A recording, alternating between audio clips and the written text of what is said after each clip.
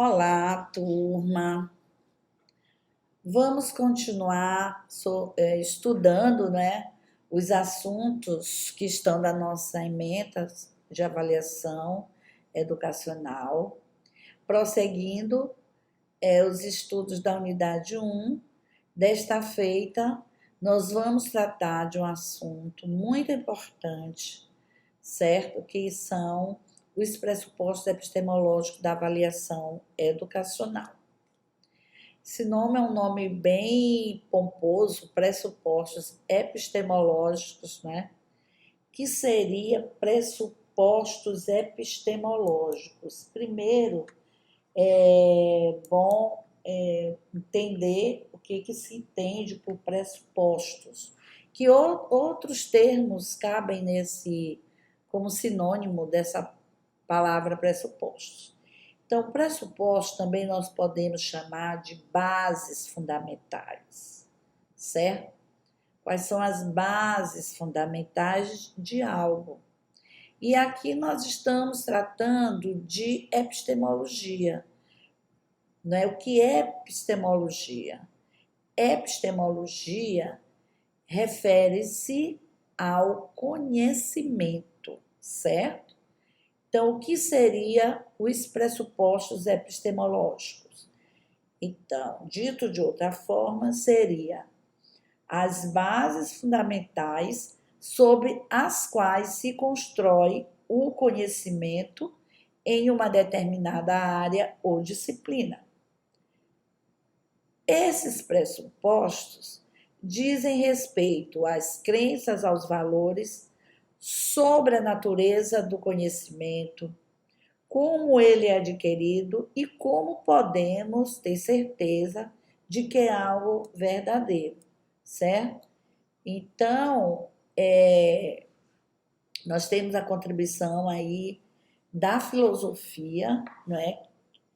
Da disciplina filosofia, da área da filosofia, né? Dos filósofos, importantes filósofos, desde a Idade Antiga, passando pela Idade Moderna, como Descartes, Kant, que viveram no século XVI, XVII, XVIII, e que esses filósofos eles vão contribuir sobremaneira para pensarmos a questão da quais são as bases fundamentais sobre as quais nós construímos o conhecimento. Tudo bem? Então, esta aula, o tópico principal é esse, sobre os pressupostos epistemológicos da avaliação educacional. Muito bem. Bom, e como desdobramento desses pressupostos, como é que vai se constituir a nossa aula? Então, nós vamos fazer uma introdução, nós vamos estudar aqui um pressuposto sobre o conhecimento que se chama objetivismo e quais são suas implicações, tanto do ponto de vista para o conhecimento e, consequentemente, para a concepção e prática da avaliação escolar. Também veremos a questão da abordagem subjetivista, como é que se formula o pensamento subjetivista sobre a questão do conhecimento e quais são as implicações para a questão da avaliação e prática, e sua prática. E veremos também uma terceira opção, que se está denominando o vínculo indivíduo-sociedade, que é uma abordagem que vai costurar, digamos assim, vai buscar o meio termo, tanto trazendo a questão do objetivismo, quanto a questão do subjetivismo, certo? Então, esses são os tópicos desta aula. Bom, como mencionei, vamos começar a fazer uma introdução a este assunto. Bom, creio que vocês já já tenham familiaridade, né, com denúncias, com argumentos sobre denúncias, tanto do ponto de vista descritivo quanto quantitativo, a respeito dos índices de evasão e repetência, sobre parâmetros e indicadores para avaliar, certo? Que essas denúncias, além de tocar no ponto dos índices de evasão e repetência, também trazem à baila a questão dos parâmetros e indicadores para avaliar, comparar, né? E nos conscientizar da complexidade do problema, né, da questão da evasão e da repetência no Brasil, que é um problema crônico, e que com certeza você já tem familiaridade com leituras, com conversas informais, né, a respeito desse assunto, da evasão e repetência. Do ponto de vista descritivo, né, numa abordagem mais teórica, nós temos aí o autor que eu já até mencionei na aula de abertura, um importante autor chamado Cipriano Lucchesi, que ele aí tem obras publicadas nos anos de 1991, 1992, 1996. Esse autor procura contribuir para a elucidação dos pressupostos filosóficos e educacionais das práticas avaliativas no ensino básico. Ele insiste na necessidade de a escola qualificar a avaliação, não em função dela mesma, ou seja, avaliar por avaliar, mas da questão do fim a que essa avaliação se destina. E mostrando que a avaliação conquista ao longo dos tempos espaço amplo nos processos de ensinos, né? E que isso, a questão da avaliação, é um elemento importante que vai condicionar a prática pedagógica, certo? Numa vertente chamada pedagogia do exame. Então, ao longo dos tempos, a concepção e prática de avaliação, né, ela se configura nessa perspectiva, né, mais da pedagogia do exame, certo? E nessa perspectiva da pedagogia do exame, ou não, também, em outras perspectivas, como o professor vai estabelecer os critérios e os seus procedimentos de avaliação é que vai definir os destinos dos alunos, né? Então, ao longo dos tempos, tem assim, uma produção vasta de pesquisas sobre a questão da avaliação, onde, ao longo desses tempos, o Ministério da Educação e Cultura, né, conhecido como MEC, tem encomendado, né, a pesquisadores, né, projetos e programas de avaliação. Contudo, essas pesquisas, esses projetos, esses programas são encomendados, são executados sem uma revisão crítica, certo? Dos diferentes modelos de avaliação educacional, certo? Nesse sentido, esses modelos de avaliação, eles se tornam insuficientes para desvendar os nós do sistema educacional brasileiro, certo? Porque aí a avaliação e outras dimensões do processo ensino-aprendizagem, do sistema educacional, vão se constituir nós, não é mesmo não no sentido figurado, difícil de desamarrar, certo? Então, pesquisas, né? As pesquisas são muito importantes nesse trabalho para desvendar esses nós, contudo, tem que se fazer uma revisão crítica. Muito bem. Então, como é que se desenha a trajetória da história da avaliação educacional brasileira? Então, é preciso que a gente faça uma recuperação, né, para que a gente compreenda que pressupostos epistemológicos ou pressupostos teórico-metodológicos, também podemos chamar dessa forma, fundamentam os diferentes modelos ou paradigmas de avaliação no Brasil. Então, a pergunta-chave é: qual a matriz epistemológica? Eu tenho dito no meu percurso, na minha trajetória educacional,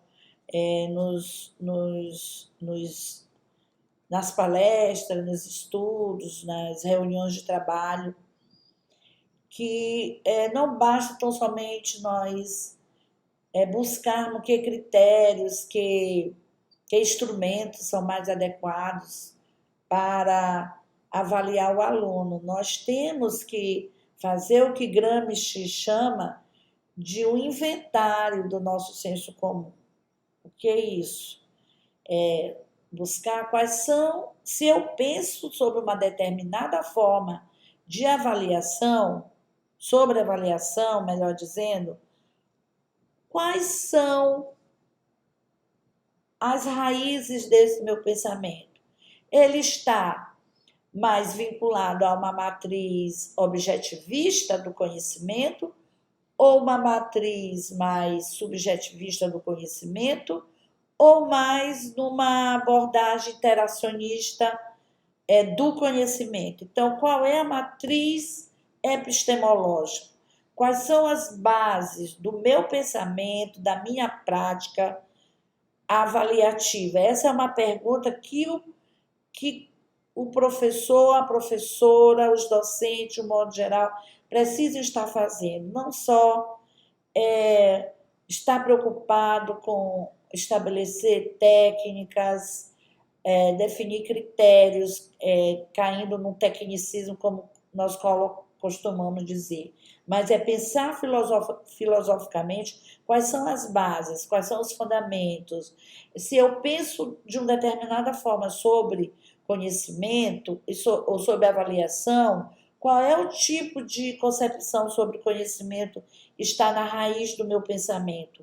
Isso é se perguntar qual a matriz epistemológica nós nos baseamos. Bom, tudo aquilo que o professor pensa e desenvolve em sala de aula e na escola, o conjunto de decisões, de procedimentos, não é neutro, não é? Traz uma maneira, obviamente, de conceber o mundo, o indivíduo e a sociedade. Então, é por isso que se faz necessário aprofundar os pressupostos epistemológicos subjacentes às diferentes modalidades de ação educativa, certo? Então, fazendo esse inventário das nossas concepções, qual é a matriz epistemológica, nós podemos avaliar se nós estamos no caminho certo, se nós estamos na direção certa, certo? Fazendo essa análise crítica, né, esse exercício do pensamento, de rever nossas concepções, podem contribuir para uma opção mais consciente, né, sobre as nossas decisões, sobre avaliação e nossa postura frente à avaliação. Então, agora eu passo a trazer para vocês uma primeira abordagem, um primeiro pressuposto, né, que se chama o objetivismo, certo? O que quer dizer isso? E quais são as implicações para a questão do conhecimento? Como é que essa tendência, esse fundamento, esse pressuposto do objetivismo pensa a questão do conhecimento e daí qual a consequência para a avaliação? Bom, aqui nós vamos fazer um breve resgate aqui, informando o seguinte, que as primeiras discussões sistemáticas sobre avaliação se dá por meio da psicologia da educação, em sua vertente dedicada à psicometria, via laboratório de psicologia experimental, e aí nós temos o país da Alemanha como um dos países pioneiros nesses estudos. Então, essa condição aí desses estudos foi possível face ao desenvolvimento da ciência, não é? E ao surgimento das áreas de especialização, emergência de uma psicologia científica, certo? Onde houve uma transposição dos métodos científicos das áreas das ciências naturais, certo? Como a biologia, a química, certo?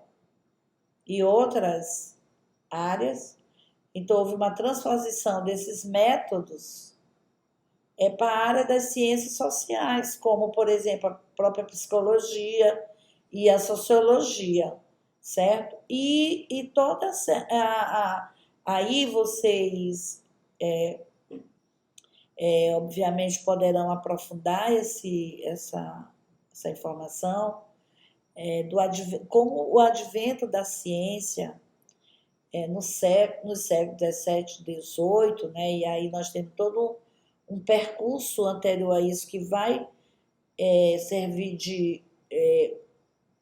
de motor, não é, para o desenvolvimento da ciência, certo? Aí no século que antecede, o século XVI, certo? E século XV, enfim. Mas o desenvolvimento da ciência, século XVIII, século XVII, e aí vai ser importante, né? Principalmente no século XVI, com o filósofo René Descartes, que ele vai ser um pilar fundamental, um filósofo importante para essa questão do método científico, né? Para essa questão do método científico. E aí a área das ciências sociais, como a psicologia e a sociologia, querendo esse estatuto de ciência, não é? Pleiteando esse estatuto da ciência, vai beber na fonte lá do método científico, das ciências naturais, para ser reconhecido como ciência. Prosseguindo, aí nós vamos encontrar essa orientação aí, e que está na raiz dessa tendência do objetivismo, os postulados da matriz positivista. E que matriz, como é que se caracteriza essa matriz positivista? Então, ela vai se edificar a partir de 3 princípios fundamentais. Vamos ficar bastante atentos, essas características são fundamentais, assimilar, né? Como se caracteriza o positivismo para poder entender esse objetivismo. Então, uma dessas características que o positivismo afirma é que a sociedade, primeiro, é que a sociedade pode ser conhecida assim como pode ser conhecida a natureza. Segundo, assim como na natureza, na sociedade reina uma harmonia natural. A ruptura dessa ordem significa desequilíbrio e desadaptação.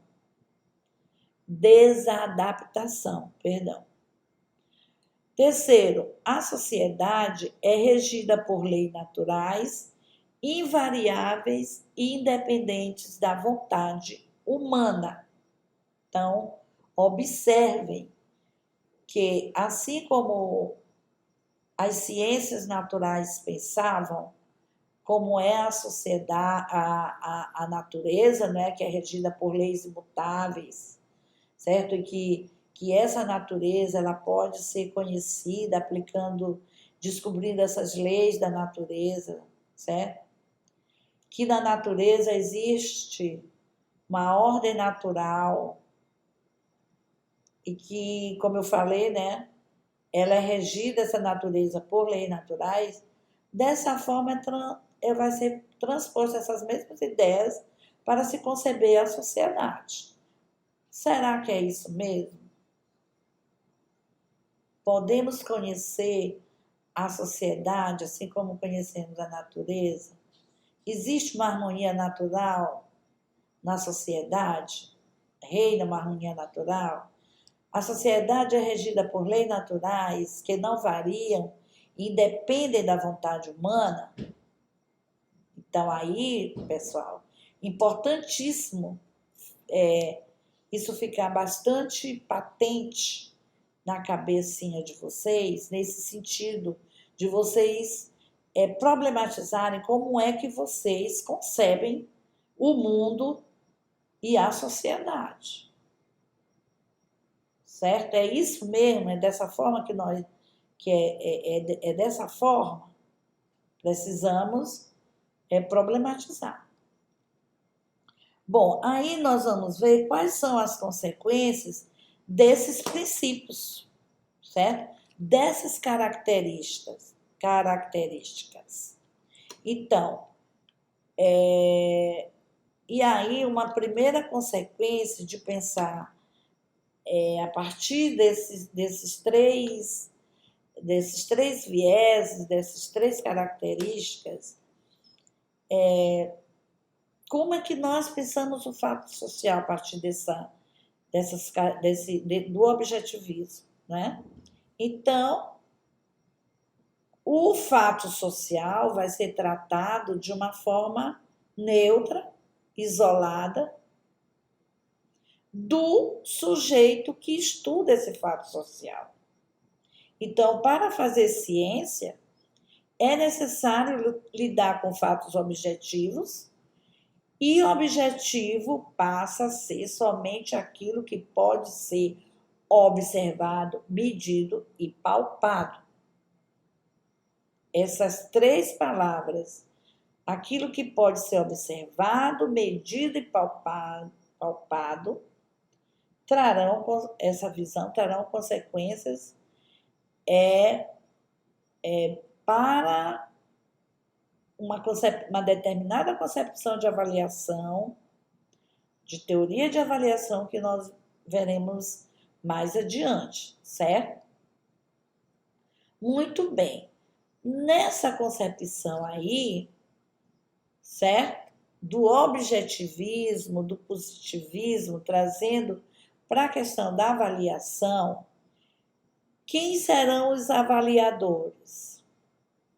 Então, os professores, os avaliadores fundamentais são os professores, e esses professores passarão a valorizar os testes, as escalas, as questões de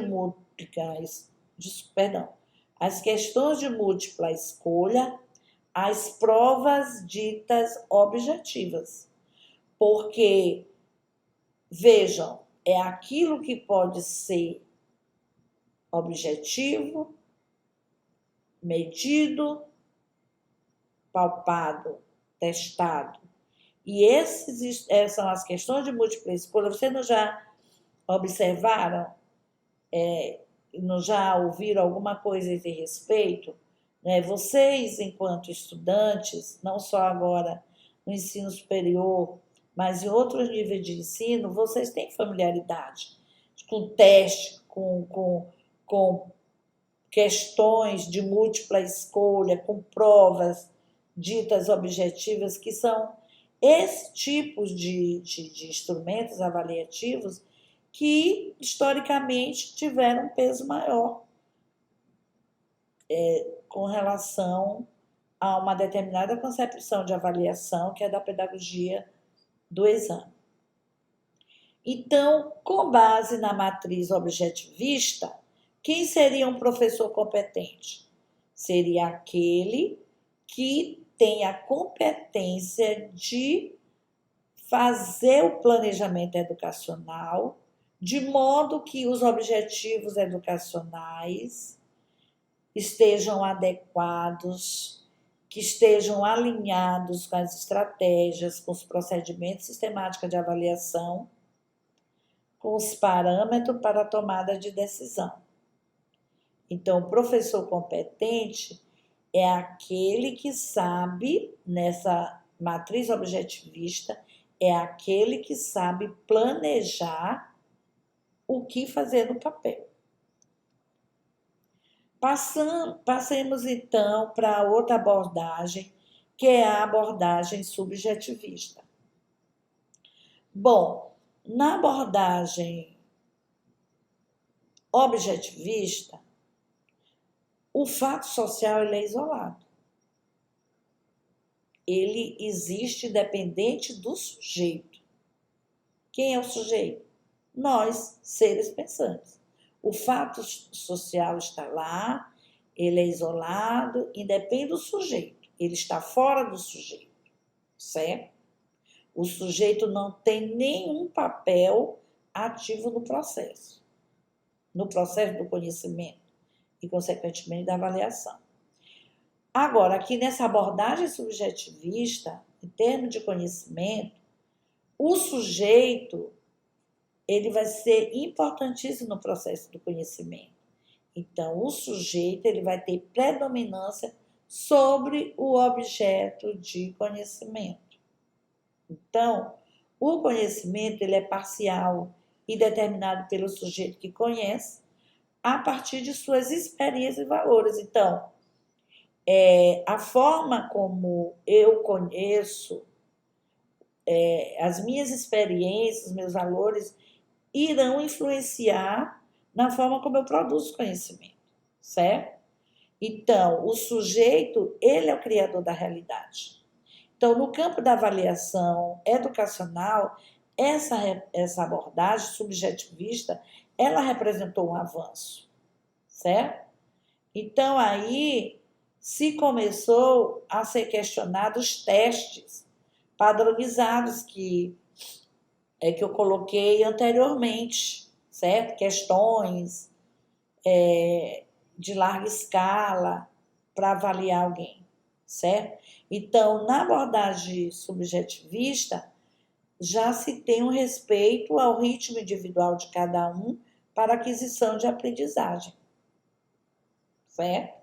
Então, a autoavaliação, os aspectos afetivos, as condições emocionais que interferem na abordagem objetivista, a questão afetiva, a questão da autoavaliação, nada disso deve influenciar ou não influencia, não se deve levar em consideração no processo da avaliação, mas na abordagem subjetivista, sim, certo? Então, tem a questão, quantas vezes vocês, em um determinado contexto de avaliação, vocês não estão bem emocionalmente, que isso, ao longo da trajetória educacional de vocês, isso não já interferiu lá nos resultados da avaliação, certo?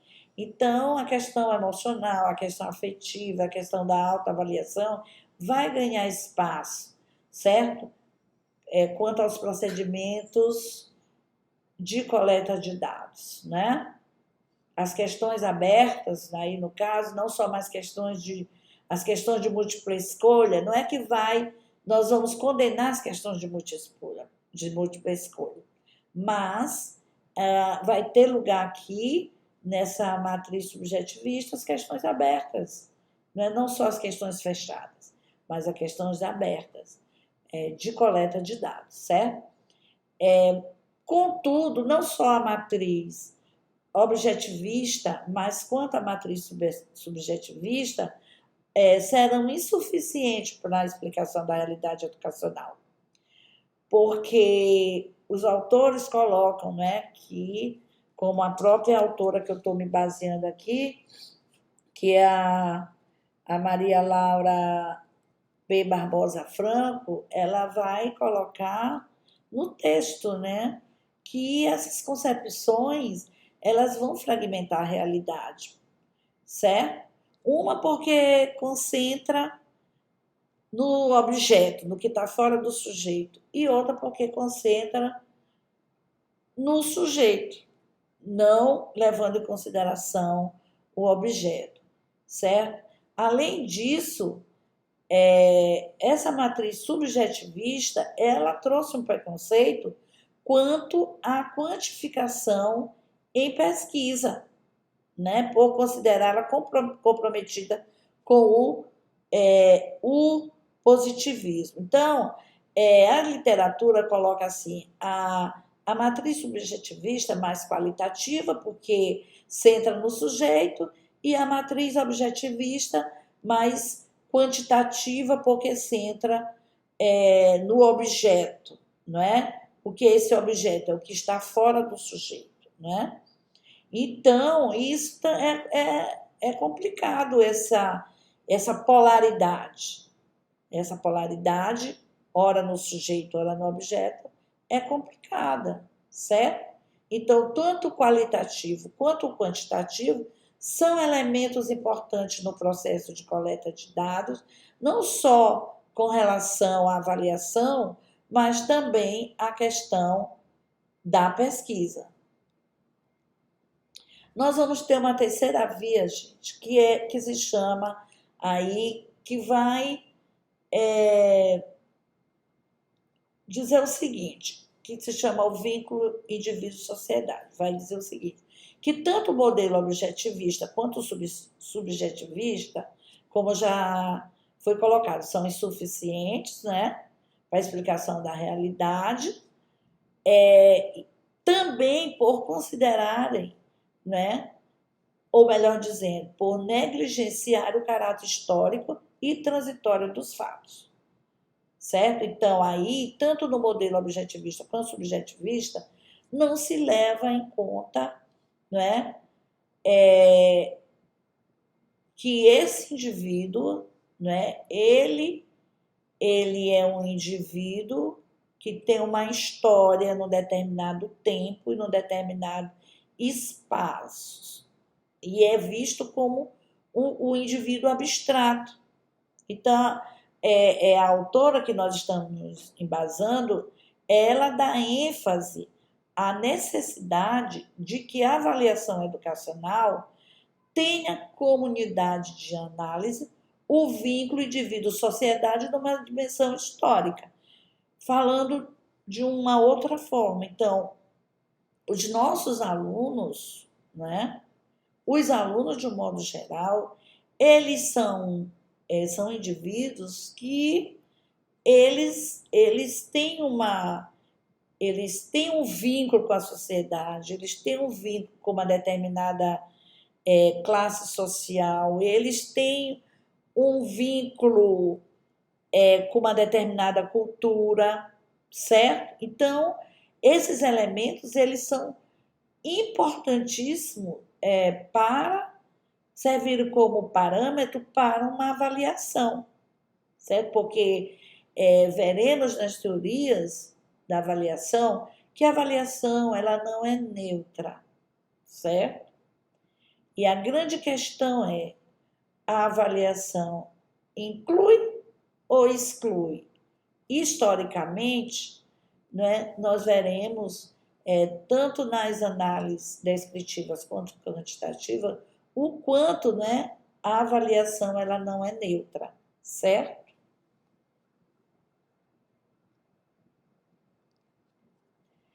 Bom,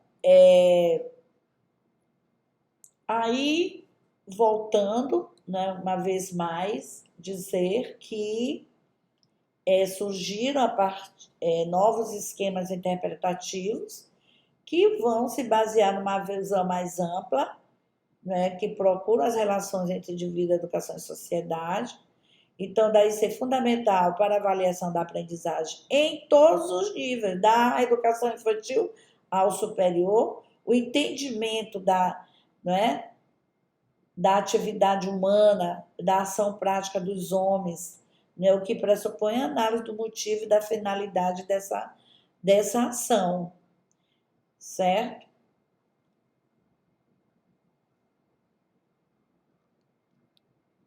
Bom, aí nós podemos adiantar ainda mais aí dentro desses esquemas a posteriores das teorias da educação, nós vamos ver teorias, por exemplo, como a teoria reprodutivista, né, que vê a educação como instância menor, que essa educação que nós, enquanto professores e profissionais da educação, não temos poder para mudar a educação, porque ela é determinada pela estrutura, né, social. Então, essas teorias, elas ocultam aspectos importantes como a especificidade da escola e a problemática do indivíduo. Então, não vê o indivíduo como elemento isolado da sociedade, vê que esse indivíduo ele está integrado na dinâmica da sociedade, certo? Então, o que significa analisar a avaliação historicamente fundamentada? Significa estudar lá no processo de mudança que se concretiza na ação, no movimento, na prática social, na relação com os outros homens e no conjunto das relações concretas. Então, esse indivíduo, ele está em permanente processo de mudança, certo? Com outros homens barra mulher, né? E nesse conjunto das relações concretas. Então, o que nós gostaríamos de abordar sobre esses pressupostos epistemológicos aqui, sobretudo aqui focar essas três tendências ou bases ou fundamentos epistemológicos. A questão do objetivismo, do subjetivismo e a terceira via, que vê essa importante relação entre indivíduo e sociedade e suas implicações para a educação. Até mais.